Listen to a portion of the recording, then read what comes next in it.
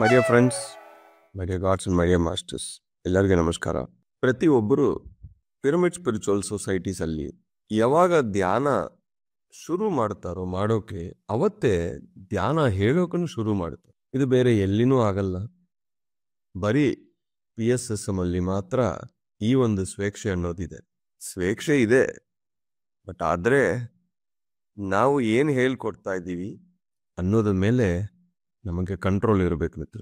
ಕರ್ಮಗಳು ಹೋಗ್ಬೇಕು, ಮುಕ್ತಿ ಪಡಿಬೇಕು, ರೋಗಗಳು ಹೋಗ್ಬೇಕು ಅಂತ ನಾವು ನಮ್ಮ ಸಮಯವನ್ನ ಸಾಧನೆಗೆ ಇಡ್ತಾ ಇದ್ದೀವಿ. ಮತ್ತೆ ಪುನಃ ಇಲ್ಲಿ ಆಧ್ಯಾತ್ಮಿಕ ಕರ್ಮಗಳು ನಮಗೆ ಬೇಡ. ಆಧ್ಯಾತ್ಮಿಕ ಕರ್ಮಗಳು ಅಂದ್ರೆ ಸರಿಯಾದ ದಾರಿ ನಾವು ತೋರಿಸಿಲ್ಲ ಅಂದ್ರೆ, ಬೇರೆ ಏನೇನೋ ಹೇಳ್ಬಿಟ್ರೆ, ಮತ್ತೆ ಯಾರ್ಯಾರು ನೀವು ಮಿಸ್ಗೈಡ್ ಮಾಡಿದ್ರು ಅವರೆಲ್ಲ ಮತ್ತೆ ಎನ್ಲೈಟ್ ಆಗೋ ತನಕ ನಿಮಗೆ ಎನ್ಲೈಟನ್ಮೆಂಟ್ ಸಿಗಲ್ಲ. ನಮ್ಮ ಬಾಯಿಂದ ಏನ್ ಬರ್ತಾ ಇದೆಯೋ 1000 ಸತಿ ಯೋಚನೆ ಮಾಡಿ ಪ್ರಾಪರ್ ಆಗಿ ಕರೆಕ್ಟ್ ಆಗಿ ಗೊತ್ತಿದ್ರೆ ಮಾತಾಡಿ, ಇಲ್ಲಾಂದ್ರೆ ಮಾತಾಡ್ಬೇಡಿ. ಅನ್ನೆಸೆಸರಿ ಥಿಂಗ್ಸ್ ದಯವಿಟ್ಟು ಆ್ಯಡ್ ಮಾಡಬೇಡಿ. ಧ್ಯಾನ ಹೇಳ್ಕೊಡೋ ಸಮಯ ಗೊತ್ತಿದ್ರೆ, ಅನುಭವ ಇದ್ರೆ ಹೇಳಬೇಕು, ಇಲ್ಲ ಅಂದ್ರೆ ಗೊತ್ತಿಲ್ಲ ಅಂತಾನು ಹೇಳಿ. ಅದರಲ್ಲಿ ನಮಗೆ ಏನೂ ಹೋಗಲ್ಲ. ಎಷ್ಟೊಂದು ಪ್ರಶ್ನೆಗಳಿಗೂ ನನಗೂ ಆನ್ಸರ್ ಇಲ್ಲ, ಬಟ್ ನನಗೆ ಗೊತ್ತಿಲ್ಲ, ನಾನು ಕಲ್ತ್ಕೊಳ್ತೀನಿ ಅಂತ ಹೇಳ್ತೀನಿ ಅಷ್ಟೇ. ಏನೋ ಒಂದು ಮಸಾಲ ಆ್ಯಡ್ ಮಾಡಿಬಿಟ್ಟು ಏನೋ ಒಂದು ಹೇಳಬೇಕು ಅಂತ ಪ್ರಯತ್ನ ಮಾಡಬೇಡಿ. ಗೊತ್ತಿದ್ರೆ ಹೇಳಿ, ಇಲ್ಲಾಂದ್ರೆ ಗೊತ್ತಿಲ್ಲ ಅಂತ ಹೇಳಿ. ಅವ್ರು ಬೇರೆ ಕಡೆ ಆನ್ಸರು ಹುಡ್ಕೊಂಡು ಹೋಗ್ತಾರೋ ಪರವಾಗಿಲ್ಲ, ಬಟ್ ಮಿಸ್ಗೈಡ್ ದಯವಿಟ್ಟು ಯಾರಿಗೂ ಮಾಡಬೇಡಿ. ಪ್ರೊಸೀಜರ್ ಆಫ್ ಮೆಡಿಟೇಷನು ತುಂಬಾ ಸಿಂಪಲ್. ಕಣ್ಣೆರಡು ಮುಚ್ಕೊಂಡು ಸಹಜವಾದ ಉಸಿರ ಮೇಲೆ ಗಮನ ಇಡಬೇಕು. ಒಂದು 10, 9, 8, 7 ಕೌಂಟಿಂಗ್ ಮಾಡೋದು, ಇದು ಮಂತ್ರಗಳು ಜಪಗಳು ಯಾವುದು ಬೇಡ. ಮುಖ್ಯ ಉದ್ದೇಶ ಏನು ಅಂದ್ರೆ ಮನಸ್ಸು ಶೂನ್ಯ ಆಗ್ಬೇಕು. ಚೆನ್ನಾಗಿ ನೆನಪಿಟ್ಕೊಳ್ಳಿ, ಮನಸ್ಸು ಶೂನ್ಯ ಆಗ್ಬೇಕು. ಮತ್ತೆ ನಾವು ಅಲ್ಲಿ ಮನಸ್ಸಿಗೆ ಕೆಲಸ ಕೊಡಬಾರದು. ಒಂದು ಶಾಲೆಯಲ್ಲಿ ಬೇರೊಬ್ರು ಜೊತೆ ನಾನು ಹೋಗಿದ್ದೀನಿ ಒಂದ್ಸತಿ. ಅವರು ಹೇಳಿದ್, ನೀವು ಕ್ಲಾಸ್ಗೆ ತಗೊಳ್ಳಿ, ಎಲ್ಲರನ್ನ ಧ್ಯಾನಕ್ಕೆ ಕೂರಿಸಿ ಅಂತ. ಅವರು ಧ್ಯಾನಕ್ಕೆ ಕೂರಿಸಿದ್ರು. ಧ್ಯಾನ ಆದ್ಮೇಲೆ ಸಣ್ಣ ಪುಟ್ಟ ಮಕ್ಕಳು ಧ್ಯಾನ ಆದ್ಮೇಲೆ 2 ಕೈ ಕಣ್ಮೇಲೆ ಇಟ್ಕೊಳ್ಳಿ ಅಂತ ಎಲ್ಲರೂ ಇಟ್ಕೊಂಡಿದ್ರು. ಆಮೇಲೆ ಆ ಕೈ ಇಟ್ಕೊಳ್ಳೋಕ್ ಮುಂಚೆ ಈ ತರ ರಬ್ ಮಾಡಿ ಅಂದ್ರು, ಕಸ ಕಸ ಕಸ ಕಸ. ಇಡೀ ಹಾಲು ಕಸ ಕಸ ಕಸ ಕಸ ಸೌಂಡ್ ಬರ್ತಾ ಇದೆ. ಇದು ಯಾಕೆ ಏನು ಗೊತ್ತಿಲ್ಲ ನನಗೆ. ಈ ರಫ್ ಮಾಡಿ ಅಂದ್ರೆ ಧ್ಯಾನ ಸ್ಥಿತಿಯಿಂದ, ಒಂದು ನಿರ್ಮಲ ಸ್ಥಿತಿಯಿಂದ ಹೊರಗೆ ಈ ಸೌಂಡ್ ಇಂದ ಬರ್ಬೇಕಾ, ಸ್ವಲ್ಪ ಡಿಸ್ಟರ್ಬೆನ್ಸ್ ಅನ್ಸ್ತು. ಆಮೇಲೆ ಕಣ್ಣೆರ ಮೇಲೆ ಕೈ ಇಟ್ಕೊಂಡು ಮತ್ತೆ ಪುನಃ ನಿಮ್ ಕೈ ನೋಡಿ, ಕೈಯೇ ನೋಡ್ತಾ ಇರಿ ಅಂದ್ರು. ಎಲ್ಲಾ ಮಕ್ಕಳು ಕೈ ನೋಡ್ತಾ ಇದ್ರು. ಆ ಕೈ ಒಳಗೆ ಒಂದು ಎನರ್ಜಿ ಇದೆ ನೋಡಿ ಅಂದ್ರು. ಮಕ್ಕಳು ಹಿಂಗ್ ನೋಡಿ, ಇವ್ರ ಕೈಯಲ್ಲಿ ಎನರ್ಜಿ ಇಲ್ಲ ಪಾಪ, ಇಕ್ಕ ಪಕ್ಕ ಇರೋ ಮಕ್ಕಳ ಕೈಯಲ್ಲಿ ನೋಡ್ತಾ ಇದ್ರು, ಅಲ್ಲಿ ಏನಾದ್ರು ಎನರ್ಜಿ ಸಿಗುತ್ತಾ? ಅವ್ರಿಗೇನ್ ಗೊತ್ತಿಲ್ಲ, ನನ್ನ ಕೈಯಲ್ಲಿ ಎನರ್ಜಿ ಇಲ್ಲ, ಅವ್ರ ಕೈಯಲ್ಲಿ ಎನರ್ಜಿ ಇದೆಯಾ ನೋಡ್ತಾ. ಅವಾಗ ನಾನು ಆ ಮಾಸ್ಟರ್ನ ಕೇಳಿದ್ನಿ, ಯಾರು ಹೇಳ್ಕೊಟ್ರು ಇದೆಲ್ಲ ಯಾಕೆ ಗೈಡ್ ಮಾಡ್ತಾ ಇದೀರಿ, ಮಿಸ್ಗೈಡ್ ಮಾಡ್ತಾ ಇದೀರಿ? ಧ್ಯಾನ ಒಳಗೆ ಹೋಗೋ ಸಮಯ ಕಣ್ಮುಚ್ಕೊಳ್ಳಿ, ಕನ್ನಡಿಕ ಇದ್ರೆ ತೆಗ್ಬಿಡಿ, ಶ್ವಾಸದ ಮೇಲೆ ಗಮನ, ಆಲೋಚನೆ ಬಂದ್ರೆ ಗಮನಿಸಬಾರ್ದು ಅಷ್ಟೇ.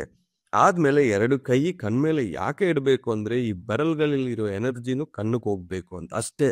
ಅಲ್ಲಿ ದಯವಿಟ್ಟು ಯಾವುದೇ ಆ್ಯಡ್ ಮಾಡಬೇಡಿ. ನೀವು ಹಿಂಗ ರಬ್ ಮಾಡಿ ಮತ್ತೆ ಕೈ ನೋಡಿ, ಎನರ್ಜಿ ನೋಡಿ, ಇದು ಅದು ಅಂತ ಹೇಳೋ ಸಮಯ ಮತ್ತೆ ಪುನಃ ಮೈಂಡ್ ಆಕ್ಟಿವೇಟ್ ಆಗ್ತಾ ಇದೆ. ಮಲ್ತೀವಿ ನಾವು, ಬೆಳಗ್ಗೆ ಯಾರಾದ್ರು ಎದ್ದೊಳ್ಳಿ ಅಂದ್ರೆ ಎಷ್ಟು ಡಿಸ್ಟರ್ಬೆನ್ಸ್ ಬರುತ್ತೆ ನಮ್ಗೆ. ನಿಧಾನಕ್ಕೆ ಹೇಳ್ಬೇಕಲ್ವಾ? ಆ ತರ ಧ್ಯಾನ ಸ್ಥಿತಿಯಿಂದ ಹೊರಗೆ ಬರೋ ಟೈಮು ತುಂಬಾ ಇನ್ಸ್ಟ್ರಕ್ಷನ್ಸ್ ಕೊಡಬೇಡಿ. ಕೈ ರಬ್ ಮಾಡಿ, ಕಣ್ ಮೇಲೆ ಇಟ್ಕೊಳ್ಳಿ, ಇವ್ ಕೈ ನೋಡಿ, ಇವ್ರು ನೋಡಿ, ಅವ್ರು ನೋಡಿ, ಇದು ಯಾವುದು ಬೇಡ. ಇದೆಲ್ಲ ಏನ್ ಮಾಡುತ್ತೆ ಅಂದ್ರೆ ಮೈಂಡ್ ಅನ್ನ ಅಗೈನ್ ಟೂ ಮಚ್ ಆಕ್ಟಿವೇಶನ್ ಮಾಡುತ್ತದೆ. ಇದು ಗೊತ್ತಿದ್ರೆ ಮಾಡ್ತಾ ಇದಾರೋ ಸುಮ್ಮನೆ ಮಾಡ್ತಾ ಇದ್ದಾರೆ ನನ್ಗೆ ಗೊತ್ತಿಲ್ಲ, ಬಟ್ ಇದು ನಮ್ಮ ಕಲ್ಚರಲ್ಲೇ ಇಲ್ಲ, ಪ್ರೊಸೀಜರ್ ಅಲ್ಲಿ ಇಲ್ಲ.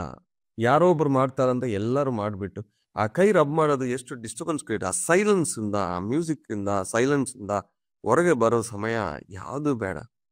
2 ನಿಮಿಷ ಮೌನ ಇರ್ಬೇಕು, ನಿಧಾನಕ್ಕೆ ಟ್ರಾನ್ಸಿಷನ್ ಅನ್ನೋದು ಬರಬೇಕು. ಹಂಗಾಗಿ ಇದು ಒಂದು ಪ್ರೊಸೀಜರ್ ಅಷ್ಟೇ. ಈ ತರ ಪ್ರತಿ ಒಂದನ್ನು ಕರೆಕ್ಟ್ ಸೈಂಟಿಫಿಕ್ ಮೆಥಡ್ ಅಲ್ಲಿ ನಾವು ಟೀಚ್ ಮಾಡಬೇಕು. ಏನೇನೋ ಆ್ಯಡ್ ಮಾಡಿಬಿಟ್ಟು ಮತ್ತೆ ಅವ್ರ ಮೈಂಡು ಆಕ್ಟಿವೇಟ್ ಮಾಡಬಾರ್ದು. ಈ ಮೈಂಡ್ ಶೂನ್ಯ ಆಗ್ಬೇಕು ಅಂದ್ರೆ ಶ್ವಾಸ ಗಮನಿಸಿದ್ರೆ ಸಾಕು, ಬೇರೆ ಯಾವುದು ಬೇಡ. ಇದು ನೋಡಿ, ಅದು ನೋಡಿ, ಇದು ಮಾಡಿ, ಅದು ಮಾಡಿ, ಯಾವುದು ಮಾಡಬೇಡ ಅಂತಾನೆ ಅಲ್ವಾ ಧ್ಯಾನ ನಾವು ಮಾಡೋದು. ಸೊ ಧ್ಯಾನ ಮಾಡೋ ಸಮಯ ಮುಂಚೆ ಆದ್ಮೇಲೆ ದಯವಿಟ್ಟು ಅಡಿಷನ್ಸ್ ಎಲ್ಲ ಆ್ಯಡ್ ಮಾಡಬೇಡಿ. ನಿನ್ನೆ ಒಬ್ಬರು ಯಾರೋ ಯೂಟ್ಯೂಬಲ್ಲಿ ವಿಡಿಯೋ ಬಂದಿದೆ, ಅವ್ರು ನೋಡ್ತಾ ಇದ್ರೆ ಅವ್ರ ಕರ್ಮನೇ ಇಲ್ಲ ಅಂತ ಹೇಳ್ತಾರೆ. ನಾನು ಒಂದೇ ಹೇಳ್ತೀನಿ, ಒಬ್ಬೊಬ್ಬರ ಹತ್ರ ಹೋಗಿ ನೀವು ಹೇಳೋದು ಕರೆಕ್ಟು, ನೀವು ಹೇಳೋದು ರಾಂಗು, ಇದು ಅದು ಅಂತ ನಾವು ಕರೆಕ್ಟ್ ಮಾಡೋಕೆ ಸಮಯ ಇಲ್ಲ ಈಗ. ನಮಗೆ ಜ್ಞಾನ ಇರಬೇಕು, ಬುದ್ಧಿ ಇರಬೇಕು, ಕಾಮನ್ ಸೆನ್ಸ್ ಇರಬೇಕು. ಯಾರು ಇಂದ ನಾವು ಏನ್ ತಗೋಬೇಕು, ಎಷ್ಟು ತಗೋಬೇಕು, ನಮ್ಮ ಸ್ವ ಅನುಭವ ಬಂದ್ರೇನೆ ಆ ಜ್ಞಾನ ಯಾವಾಗ್ಲೂ ನಮ್ಮ ಜೊತೆ ಇರುತ್ತದೆ. ಇಲ್ಲಾಂದ್ರೆ ಅವ್ರದ್ದು ಇವ್ರದ್ದು ಎಲ್ಲ ತಗೊಂಡು ನೀವು ಕನ್ಫ್ಯೂಸ್ ಆಗ್ತಿರ್ತೀರಿ. ಹಂಗಾಗಿ ಉದ್ಧರೇದಾತ್ಮನಾತ್ಮನಂ, ನಿಮ್ಮನ್ನ ಯಾರು ರಕ್ಷಿಸ್ತಾರಂದ್ರೆ ನೀವೇ. ಯಾರೂ ಬಂದು ನಿಮಗೆ ಏನು ಕೊಡಲ್ಲ. You are the only light to yourself and to yourself. Additions ಬೇಡ. ಗೀಜಾ ಪಿರಮಿಡ್, ಆಂಗಲ್ ಪಿರಮಿಡ್ ಒಂದು ಸಾಕು. ಶ್ವಾಸದ ಮೇಲೆ ಒಂದು ಗಮನ ಸಾಕು. ಬೇರೆ ಏನೇ ಎಕ್ಸ್ಟ್ರಾ ನೀವು ಮಾಡಿದ್ರು ಮತ್ತೆ ಪುನಃ ಅದು ಬೇರೆ ಆಕ್ಟಿವೇಶನ್ಸು, ಮೈಂಡ್ ಆಕ್ಟಿವೇಶನ್ಸ್ ಮಾಡಿಬಿಡುತ್ತದೆ. ಅದು ಧ್ಯಾನ ಅಲ್ಲ, ಧ್ಯಾನಕ್ಕೆ ಡಿಸ್ಟರ್ಬೆನ್ಸ್ ಮಾಡುತ್ತದೆ. ನಾದ ಇಟ್ಕೊಂಡು ಧ್ಯಾನ ಮಾಡ್ಬೋದು. ಕೆಲವೊಬ್ಬರು ಇದನ್ನು ನಾನು ಕೇಳಿದ್ರು, ಒಬ್ಬರು ಮ್ಯೂಸಿಕ್ ಬೇಕಂದ್ರು, ಒಬ್ಬರು ಬೇಡ ಅಂತಂದ್ರು. ಯಾವ್ದು ಫಾಲೋ ಮಾಡ್ಬೇಕು ಸರ್? ನಿಮ್ಮ ಮಾಸ್ಟರ್ಸ್ ಎರಡು ಹೇಳ್ತಾ ಇದ್ದಂದ್ರೆ, ನಮ್ಮ ಮಾಸ್ಟರ್ ಒಬ್ಬರೇ ಪತ್ರಿಜಿ. ಅವರು ಕೊಳಲು ನುಡಿಸಿದ್ರು. ಪ್ರತಿಯೊಬ್ಬರನ್ನು ಮ್ಯೂಸಿಕ್ ಹಾಕೊಂಡು ಧ್ಯಾನ ಮಾಡಿ ಅಂತಾನು ಗೈಡೆನ್ಸ್ ಅವರೇ ಹೇಳಿದ್ರು. ಮತ್ತೆ ಅವ್ರು ಮಾಡಿರೋದು ಬೇರೆ, ನೀವು ಮಾಡಬೇಡಿ, ಯಾವ್ದು ಬೇಡ. ತುಂಬಾ ಕನ್ಫ್ಯೂಷನ್ಸೇ ಬೇಡ. ಸೀನಿಯರ್ ಮಾಸ್ಟರ್ಸ್ ಹತ್ರ ಯಾರ ಹತ್ರನೂ ಕನ್ಫ್ಯೂಷನ್ಸ್ ಇಲ್ಲ, ರಿಯಲ್ ಸೀನಿಯರ್ ಮಾಸ್ಟರ್ಸ್. ಬಟ್ ಈಗ ಏನೇನೋ ಅಡಿಷನ್ಸ್ ಮಾಡ್ತಾ ಇದ್ದಾರೆ. ಈ ಅಡಿಷನ್ಸ್ ಇಂದ ಜನ ಜೊತೆ ತುಂಬಾ ಕನ್ಫ್ಯೂಷನ್ಸ್ ಇದೆ. ಯಾರನ್ನು ಕರೆಕ್ಟ್ ಮಾಡೋಕೆ ದಯವಿಟ್ಟು ಹೋಗ್ಬೇಡಿ. ಎಲ್ಲಿ ನಿಮಗೆ ಕನೆಕ್ಟ್ ಆಗ್ತಾ ಇದೆಯೋ, ಕರೆಕ್ಟ್ ಅನಿಸ್ತಾ ಇದೆಯೋ ಅದನ್ನ ಫಾಲೋ ಮಾಡಿ.